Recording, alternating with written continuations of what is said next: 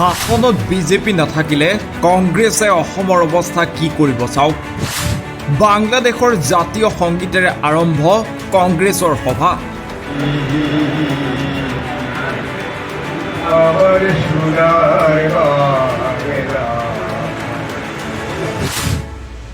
মুকলিকৈ ওলাই পৰিল কংগ্ৰেছৰ মিয়া প্ৰীতি। কংগ্ৰেছৰ সভাত কিয় পৰিৱেশন কৰা হ'ল বাংলাদেশৰ জাতীয় সংগীত?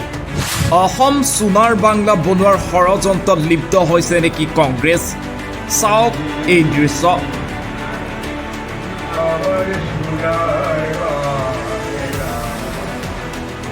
বাংলাদেশৰ জাতীয় সংগীত আমাৰ সোণাৰ বাংলা পৰিৱেশনেৰে শ্ৰীভূমিত সভা আৰম্ভ কংগ্ৰেছৰ। কংগ্ৰেছৰ কাৰ্যনিৰ্বাহক সভাৰ আৰম্ভণিতে পৰিৱেশন বাংলাদেশৰ জাতীয় সংগীত। বাংলাদেশৰ জাতীয় সংগীত আমাৰ সোণাৰ বাংলা পৰিৱেশনেৰে শ্ৰীভূমিত সভা আৰম্ভ কংগ্ৰেছৰ।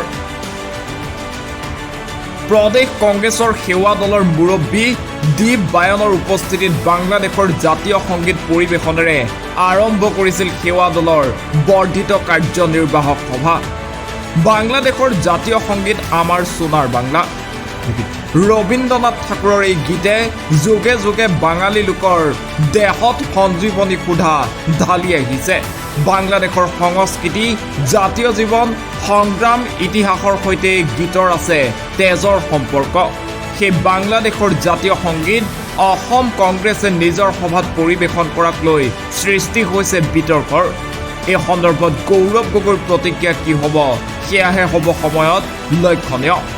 News desk report, the global news India.